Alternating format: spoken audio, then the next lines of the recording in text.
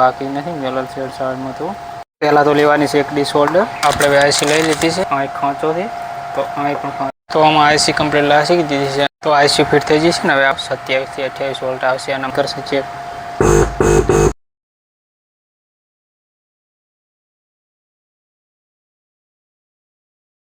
કરવાની છે 6200 વોલ્ટની પેનાસાઉન્ડની. તો વિડીયોમાં એન્ડ તક જોજો અને શું શું ફોલ્ટ છે બધું હું બતાવવાનો છું.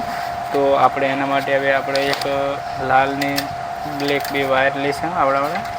તો એને આવી રીતે હવે સોલી લેવાનું છે. આપણે સોલીને પછી ડાયરેક્ટ તો બધા તો ડિસ્મિસ યુઝ કરે છે પણ તો જય માતાજી દોસ્તો, સ્વાગત છે મારા નવા વિડીયોમાં. તો આજે આપણે એમ્પ્લીફાયર રિપેરિંગ કરવાના છે. તો આપણા વિડીયોમાં તો આપણે એક નાના કટકાની જરૂર પડશે. તો આપણો કટકો લઈ લીધો છે.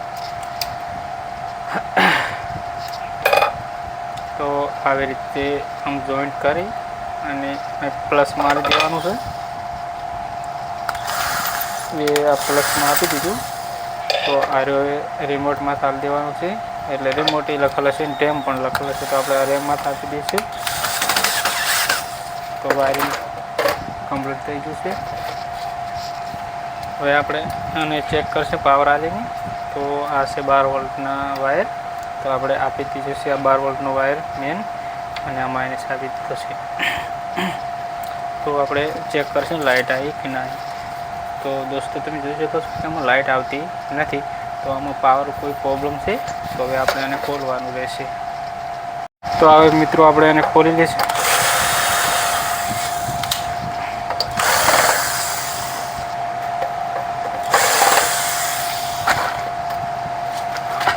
પછી આવી રીતે ડિસમિસથી કરીને ઢાંકણું લઈ લેવાનું રહેશે. અને આવી રીતે કશો એટલે આપણે તો નીકળી જશે. અને તમે જોઈ શકો છો કે આમાં તો કોઈ રિપેરિંગ કરેલ છે આઈસી જ નહીં થાય. તમે જો આમાં આઈસી જ નહીં, બિલકુલ આઈસી નહીં. રિપેરિંગ કરી છે પણ કોઈ આઈસી બાઈસી અમારે આઈસી નથી. તો હવે આપણે આને કેવી રીતે રિપેરિંગ કરવું એ તો આપણને ખબર પડતી નથી. તો એ જોઈ લો. તો તમે જોઈ શકો છો કે આ કારીગરોનું કામ આવું હોય છે. આ દાગીના બતાવી જો આઈસી બાઈસી કાઢી લીધી છે. જો આ આઈસી પણ કાઢી લીધી છે.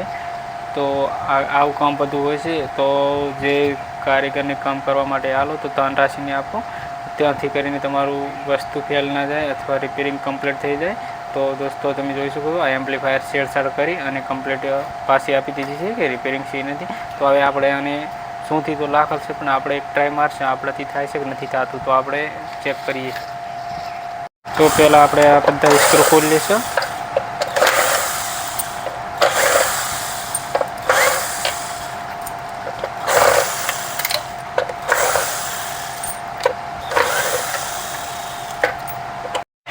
તો આપણે હવે સ્ક્રૂ કમ્પ્લીટ ખોલી લીધા છે અને હવે આપણે સર્કિટની બારી કાઢી લઈશું.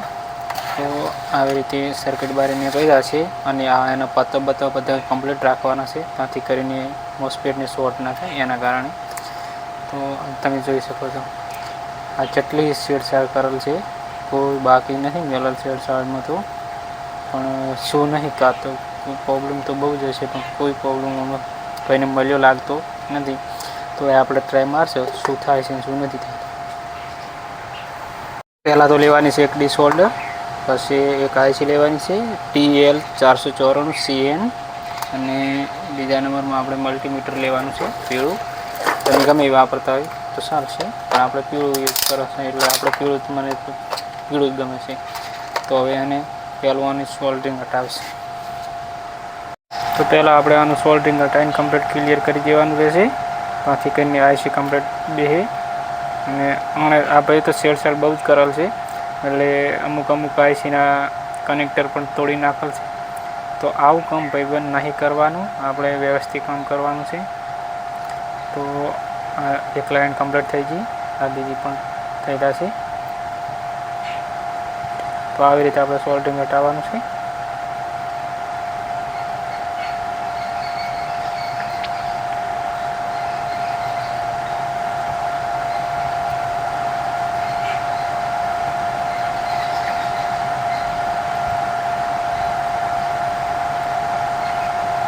તો તો આ સોલ્ડરિંગ કમ્પ્લીટ થઈ ગયું છે.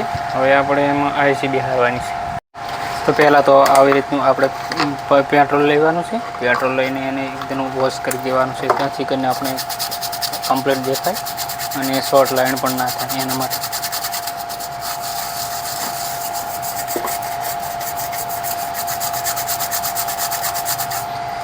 તો આ કમ્પ્લીટ વોશ થઈ ગયું છે. તો હવે આપણે બિહાર છે એમાં આઈસી. તો આ આઈસીને લગાવવા માટે આપણે એક કમ્પ્લીટ એનું નિશાન હશે. તો તમે જોઈ શકો છો કે અહીં ખાંચો છે, તો અહીં પણ ખાંચો છે. તો એવી રીતે સેમ ટુ સેમ બિહારવાની છે. આથી કરીને આઈસી ઊંધી ના લાગવાની. તો કમ્પ્લીટ બેસી ગઈ છે આઈસી. હવે આનું સોલ્ડરિંગ કમ્પ્લીટ કરશે બરું. તો સોલ્ડરિંગ થઈ જાય એટલે પછી આપણે એને કરવાનું છે ચેક. સોલ્ડરિંગ ચાલુ જ છે. તો સોલ્ડરિંગ કરતાની વખતે ધ્યાન રાખવાનું છે કે એક લાઇન શોર્ટ ના થવી જોઈએ, અને બીજા નંબરમાં કે એના ખોટા છે કનેક્ટર એક તૂટવું ના જોઈએ. પણ જેમ કે કનેક્ટર તૂટી જશે ને તો લાઇન મળશે ને, તો સપ્લાય આવશે ને, તો પછી એની આઈસી પણ ફટોફટ ઉડી જશે. એના માટે ધ્યાન રાખીને કામ કરવાનું રહેશે. તો આપણે આઈસી કમ્પ્લીટ સોલ્ડરિંગ થઈ ગયું છે. હવે આપણે ચેક કરવાનું છે. બાસી લખાઈ છે અને હવે આપણે કરવાનું છે ચેક કરી અને જોઈ છે. તો હવે અહીં વોલ્ટમાં ચેક કરી લીધું. આ મીટર રાખવાનું છે 20 વોલ્ટમાંથી, અને આ તો જો પાવર કમ્પ્લીટ આવેલો છે. તો હવે અહીં આપણે 3.3 વોલ્ટ આવવો જોઈએ. તો 3.5 વોલ્ટ આવતા નથી. તો હવે આપણે કમ્પ્લીટ લાઇટ ચેક કરશે. રેમ લાઇન તો રેડી છે. તો આ રેમ લાઇન આવતી નથી, તો આપણે રેમ લાઇનની એક જમ્પર મારશે નાનું.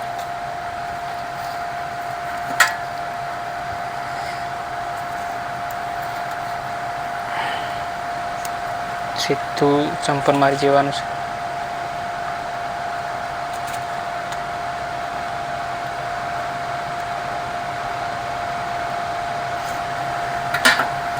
તો જો ડાયરેક્ટ અહીંથી નહીં લાઈન આવે છે, પણ મેં ડાયરેક્ટ જમ્પર મારી દીધું છે.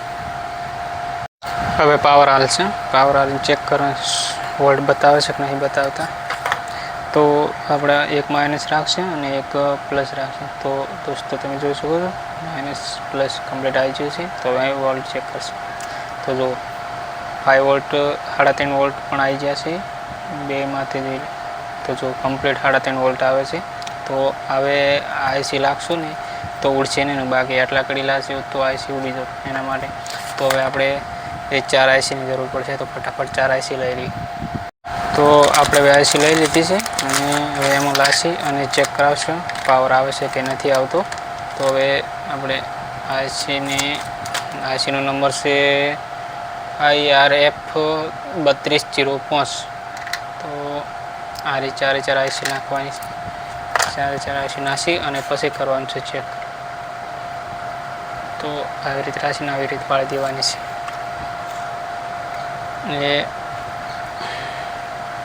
તો આમાં આઈસી કમ્પ્લીટ લાસી દીધી છે અને હવે આપણે એનું સોલ્ડરિંગ કરી દઈશું. તો આવી રીતે સોલ્ડરિંગ કરતાની વખતે ધ્યાન રાખવાનું છે કે એક વાયર ખોટો કનેક્ટર ભેગું ના થવું જોઈએ. તો જો આવી રીતે વાયરિંગ કરવાનું છે. તો ચાલો ફટોફટ વાયરિંગ કરી લે.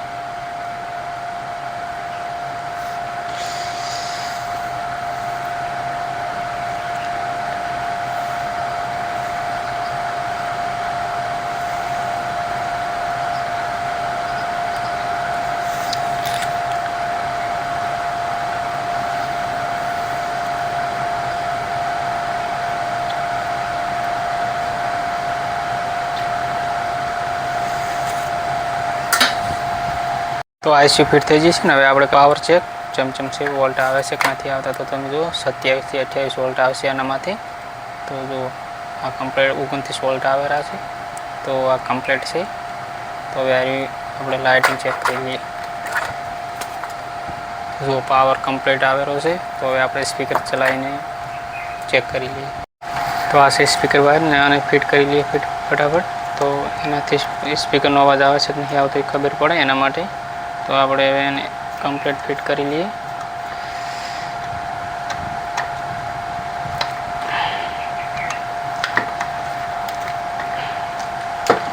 તો વાંધો ને આપણે એ ખુલતી નહીં ચાક એટલે અહીં સોલ્ટિંગ કરી દઈએ છીએ.